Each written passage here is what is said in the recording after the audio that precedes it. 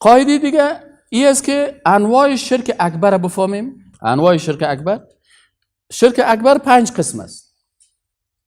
شرک اکبر در قرآن و سنت 5 قسم ذکر شده: شرک در ذات، شرک در صفات، شرک در افعال، شرک در عبادت و شرک در اطاعت است. شرک در ذات کدام یکی است؟ که کسی در ذات الله شریک بیاره. نصرانی ها گفتن که وقالت النصارى المسیح ابن الله. نصرانی ها گفتن که مسیح پسر الله است. اینا شرک در ذات آوردن. وقالت اليهود عزیر ابن الله. یهودی ها گفتن عزیر چی است؟ پسر الله است. شرک در ذات آوردن. بعضی از نصرانی ها میگن که مریم مادر خدا هست. شرک در ذات آوردن. بعضی کسای دیگه العیاذ بالله مشرکین قریش میگفتن که ملائکه دخترای الله هست. شرک در چی آوردن؟ در ذات الله آوردن. بعضی از مشرکین پیش بت‌ها میرفتن، مشرکین قریش، و میگفتن که یا سکرترا و رئیس دفترای الله هست. الله را به پادشاه تشبیه میکردن، مثل که پیش پادشاه میری نه باید عریضه اول به کی بیتی؟ به سکرترش بیتی، به رئیس دفترش بیتی، بازو عریضه برازو میبره. تو قرار خودت اینجا شیشتی. مشرکین قریش هم میگفتن وقتی ما عبادت میگیم اول پیش کی بریم؟ پیش بت‌ها بریم. این سکرترا و رئیس دفتراست. الله گفت الله الصمد. الله چی است؟ بی‌نیاز است.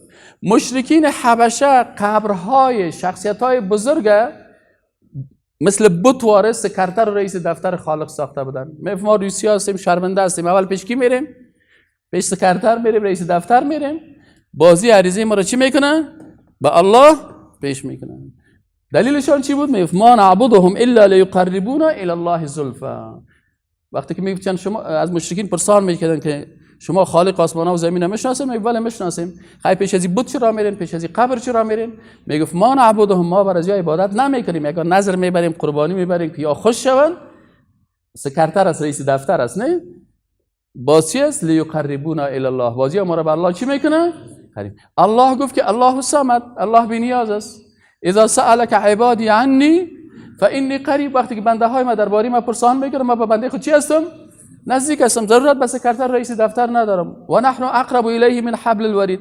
ما با بنده های خود از شارک گردنم که چی هستیم؟ نزدیک هستیم. الله از شارک گردنم به الله، به مخلوق چی است؟ نزدیک است. باز الله گفت ادعونی. دست دعا بر کی بلند کنین؟ نی یا چی است؟ متکلم است.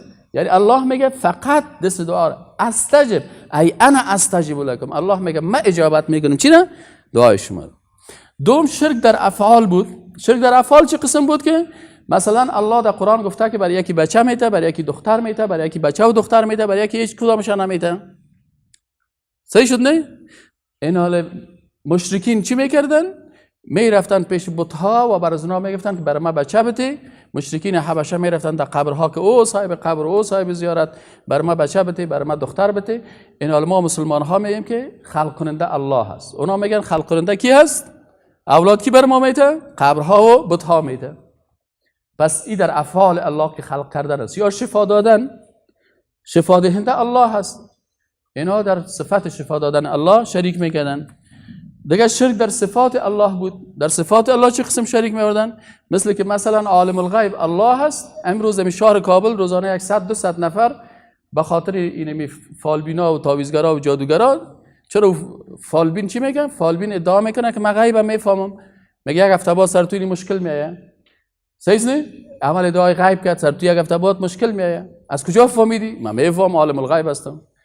و باز میگه که من باز این مشکل را تغییر میتم، من باز میتونم تقدیر تا تغییر بدم. این حال این خود کافر شد به خاطر که ادعای علم غیب کرد و به ادعای ازی که والقدر خیری و شری من الله تعالی را منکر شد. گفت والقدر خیری و شری به دست ما هست.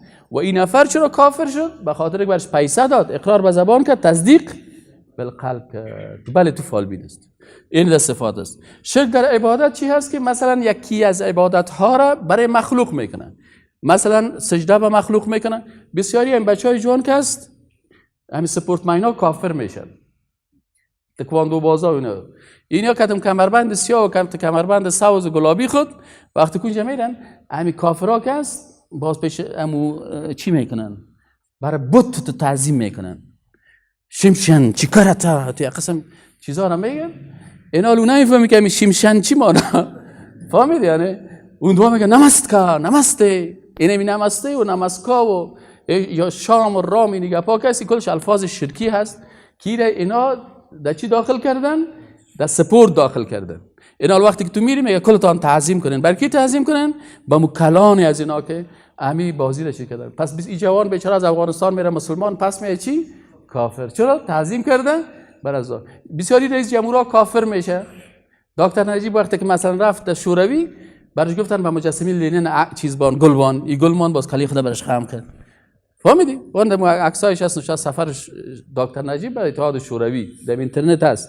اینا که سائل کنی اون اونجا رفته بسیاری رئیس جمهورها وقتی که میرن دیگه مملکت‌های کفری باز برای کی با مجسمه یا قبر اونم که نفر چی میکنه میره سجده میکنه تعظیم میکنه رکوع میکنه انحنا میکنه پس اینی چی هست خب شرک در عبادت مثلا ما شما گفتیم شرک در عبادت چی است رکوع عبادت است سجده عبادت است انحنا سرخم کردن خودش که دو ذلت و خواری باشه و تو خدا بگیری اینی عبادت است نظر عبادت است عمل چقدر مردم در نظر خواهرای محترم ما متوجه ازی باشن سمنک نظر چی است نظر الله هست اما تو میخوانن در خواندن چی میگن سمنک نظر الله هست دخترها گتش قطار است میگن سمنک نظر چی است نظر بهار است بهار خالق است یا مخلوق مخلوق است نه یعنی خودش میگه اقرار کرد اقرار به زبان کرد و تصدیق بالقلب صحیح نه اینا خودش اقرار میکنه که سمنک نظر الله نیست نظر کی است نظر بهار است یا کشمش نخود نظر آقا هست